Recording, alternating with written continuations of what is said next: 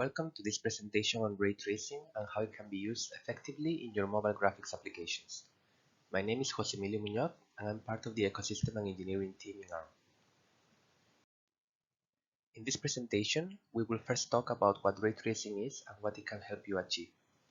Then I will take you through some of the techniques we explored in my team, with some technical details for each of these, and finally some advice for writing efficient ray tracing applications and the tools and resources that are available to help. Immortalis is ARM's new flagship GPU, designed to provide ultimate gaming experiences on next-generation smartphones. It is the first ARM GPU to offer hardware-based ray tracing on mobile, pushing mobile gaming on Android to a whole new level. Let's start with a brief introduction to ray tracing. In a typical computer graphics scenario, we will have a camera, a light source, and a 3D frustum containing the scene we wish to render. With traditional rasterization, we submit work to the GPU object by object. We will transform and project the geometry as triangle primitives onto the screen. Then check for which pixels are covered by each triangle and determine the color of those pixels based on the model's material properties. We will repeat this process for each object in the scene and resolve situations where one object is behind another by checking for the depth value stored in the C buffer. In contrast, ray tracing is a completely different approach, simulating how light behaves in the real world. We model light as photons that leave a light source and travel in all directions, bouncing off surfaces until eventually they reach a retina, or in this case, a camera sensor, forming an image. Many of these rays will not reach the camera, so to be more efficient, we usually do it the other way around, and trace rays from the camera into the scene, one per pixel, so that we can then check what is the closest object that each ray hits, and this way paint the final image. Note that we do not need to stop at one ray per pixel. We can keep tracing rays in multiple directions to gather more information about the surrounding surfaces and construct a more photorealistic image. But many rays will miss the light source and make the pixels appear darker, giving us a grainy or noisy image that we can improve by tracing more and more rays. But this can be too expensive for real time. Today, we will focus on a hybrid approach, combining the speed of rasterization with the power of ray tracing to improve the visual quality of a frame. Here are some of the effects that we're currently exploring in my team. We can use ray tracing in mobile graphics to add effects like shadows, reflections, refractions, and global illumination. Note, however, that as we go down this list, we need to trace more and more rays, and therefore these effects become more expensive. We can sometimes get good quality results with fewer rays per pixel by using a ray denoiser. But today we will focus on effects that can achieve noise-free results with just one or two rays. We will talk about hard shadows, mirror reflections, and smooth refractions. And to demonstrate this, we have prepared a video showing a scene that we used internally for our experiments. In this indoor scene, we're using ray tracing for reflections on the floor and walls, for refractions through the glass statue in the middle, and for pixel-perfect shadows all around the room. Note how reflections and shadows adapt to the fast-moving objects. Ray tracing achieves accurate and high-quality results at a high frame rate.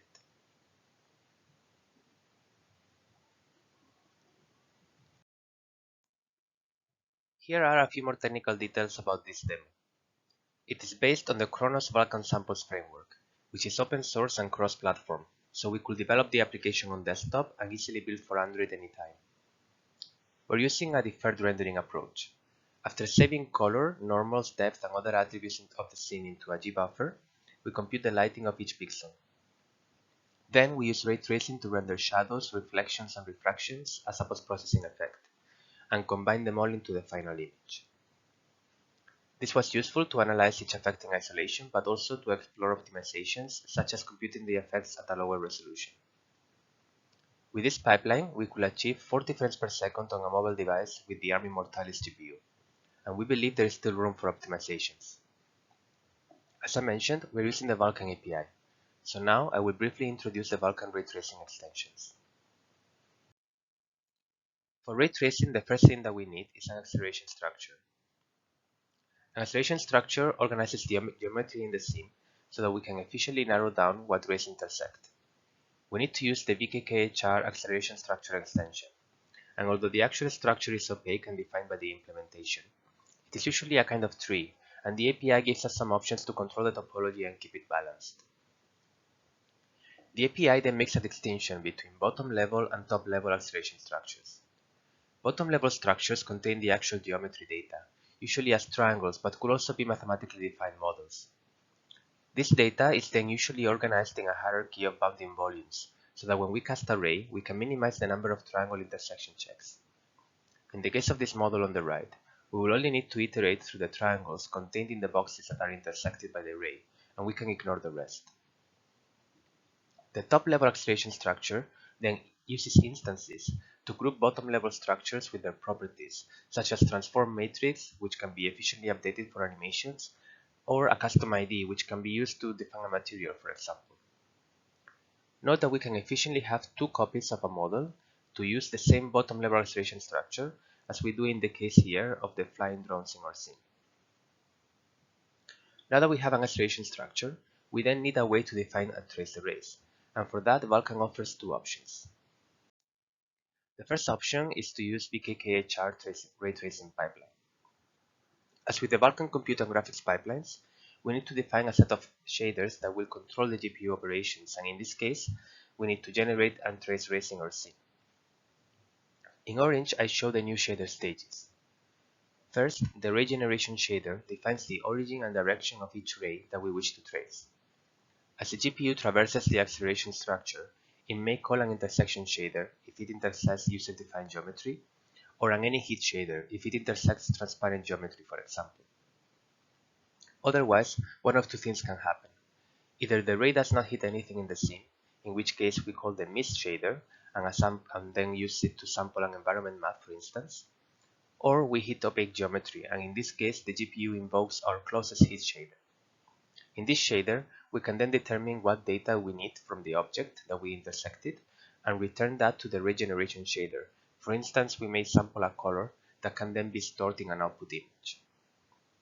This approach gives us a lot of control, which can be necessary for certain techniques, but for the effects that we will discuss today, this extra complexity is not needed, and instead we will focus on the second option offered by Vulkan, called ray queries. The VKKHR ray query extension gives us the option to bind acceleration structures to any of our existing shaders, such as our fragment or compute shaders, and use ray tracing there. This means that we will need to manage the ray traversal ourselves, but as we will see, this will be very simple to do for our purposes. In the shader, we will first define a ray, and then start the traversal with a function call. After this function returns, we can then use the API to check if the traversal is complete or if we need to process some of the cases like transparent geometry and then continue the traversal. Once the traversal is complete, we will either have hit something or missed. If we hit something, we can query data such as the distance to the object that we hit and use that result in our shader. I will soon show you some code to demonstrate how this works. For hybrid rendering, this approach is usually more suitable and efficient than the ray tracing pipeline. Now that we understand acceleration structures and ray queries, we can describe how we can implement our ray tracing effects, starting with the shadows. We can achieve high-quality shadows by tracing one ray per pixel towards the light. In this case, for the pixels on the plane, we can see that some pixels will hit the rabbit object as they will travel to the light, and those are the pixels that will be in the shadow. With traditional rasterization and shadow mapping techniques, we will usually need to render the scene multiple times, which can be expensive, and often must deal with artifacts due to the limitation of the resolution of the shadow map themselves. All these artifacts are simply avoided with ray tracing. As a simple optimization, we recommend to first check the angle that the ray makes with the surface normal. If this angle is less than 90 degrees, we can proceed to trace a ray. But if the angle is greater than 90 degrees, we can then determine that the pixel is in shadow without a need for a ray, because we can assume that the light is behind it. We can see shadows in actions in our demo. You can see how in this case we have two shadow casting lights, which require at most 2 rays per pixel. As we move closer to the shadows, note how we can achieve a high quality level of detail without any artifacts.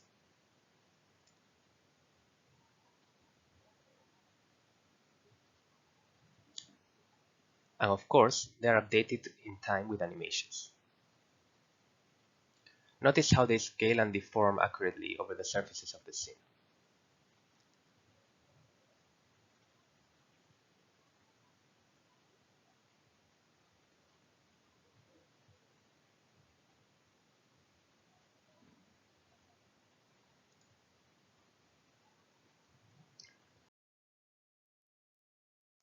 As promised, here is how the ray tracing API looks in our shader. Just a couple of simple function calls. In this case, we define our ray query context and initialize it with our ray's origin and direction. We then start the traversal of the acceleration structure by calling rayQueryProceed. To check the intersection, we call rayQueryGetIntersectionType. If we have not missed, that means that something stopped the ray from reaching the light, and therefore that pixel is in shadow. Since in the case of shadows we do not care what we hit, only that we hit something, we do not need the closest hit. So we can accelerate the traversal by using the special flag terminates on first hit, and the opaque flag to ignore transparent geometries. We will now focus on reflections and refractions. These have the extra complication that we don't only need to determine if a ray hits something, we need to know exactly what we hit, since we will be using that information to retrieve the intersected object's color. For that, we need to be able to access the data for all the objects and materials in the scene. We use Vulkan's descriptor indexing to define arrays of buffers and textures that we can then access using lookup tables. To index these tables, we can use the rayQuery API to obtain an instance ID, a geometry ID, and a primitive ID from the acceleration structure. You may see how in our scene we have 4 instances, one per moving draw and one for everything else. And within each bottom level structure, each geometry also has a unique ID, represented here with random colors.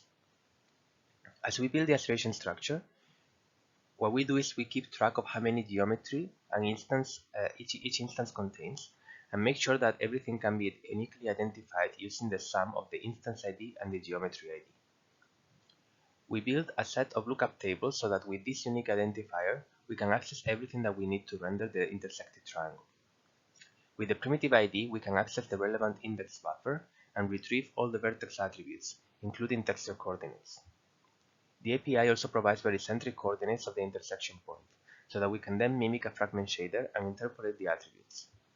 We retrieve the material ID in a different table and use it to index into our texture arrays. Finally, we use the UV coordinates to sample the textures and compute the final color. This took us some time to get right, but once in place, it opens the door to techniques like reflections and refractions in a straightforward way. For reflections, all we need to do is calculate the reflection direction, trace a ray, and blend the colors of the mirror and of the closest intersected object. Calculating this direction is very easy as GLSL provides a built-in function called reflect that will calculate the reflection direction given the surface normal and the vector between the camera and the mirror pixel position. Ray trace reflections can handle situations that traditional approaches such as screen space reflections cannot, like reflections of objects located outside the camera view.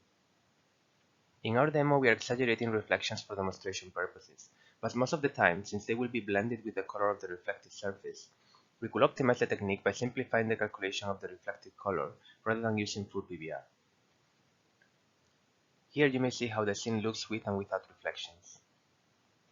Notice how reflections can handle corner cases that screen space reflections cannot, like the bottom part of this drone, or the whole drone when it is off screen.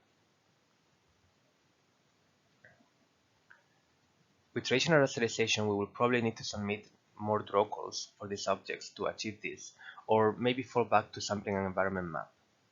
See for instance the bottom part of the shelf, or the statue that is currently behind us, reflected on the wall. Here we're using only one ray per pixel, but we do not need to stop there. We could also trace another reflection ray at the intersection point, in order to achieve reflections within reflections, like in this case, reflections on the wall are now visible on the floor. And again, this will be very hard to achieve using screen space reflections.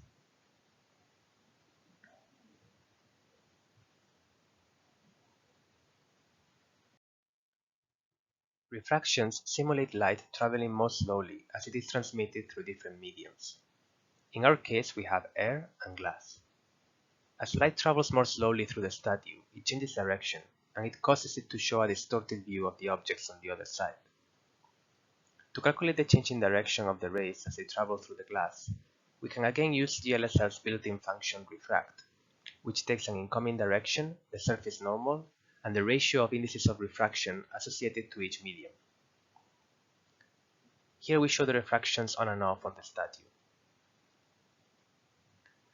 Notice the distortions on it as we move around.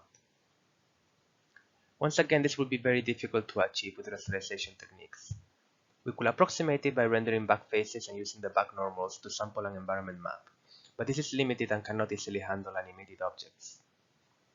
We could also fake it by rendering the scene behind the statue to a texture, filtering it to make it appear distorted, and blending the result. But with ray tracing, we're actually replicating how the light will behave in reality, achieving these impressive results.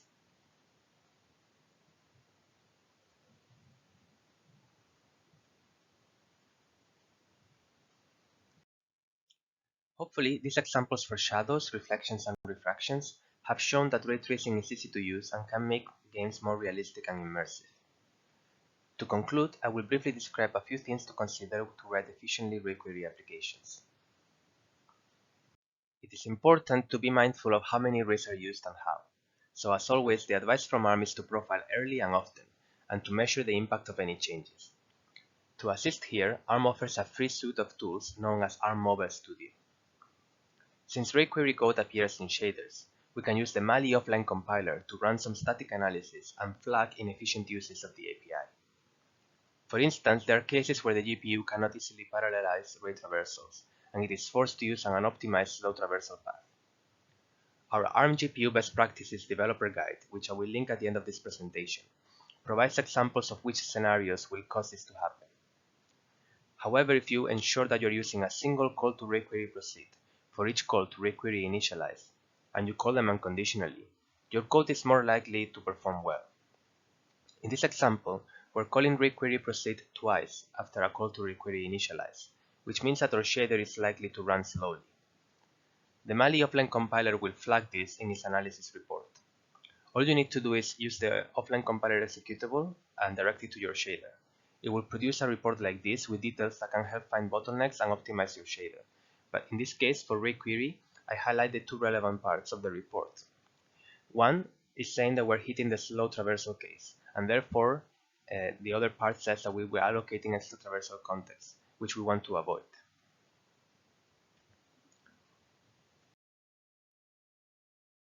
In the contrary, if we have a single call to proceed after we call initialize, we can see that the report will be updated to confirm that our traversal is likely to be fast and only use a single traversal context.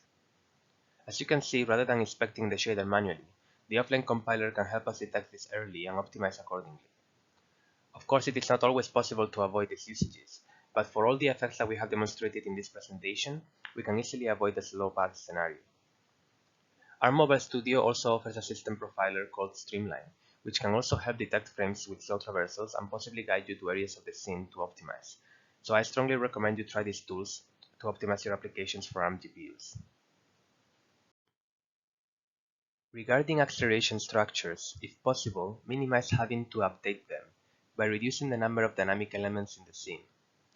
For animations, the API allows us to refit the top-level structure by updating it in place, which is faster but might affect quality.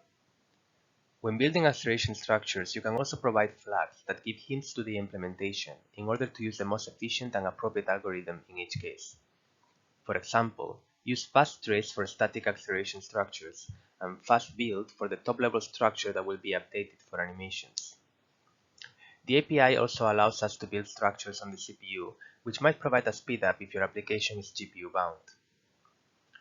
Finally, double-check that you build bottom-level structures with the distribution of objects in the scene in mind.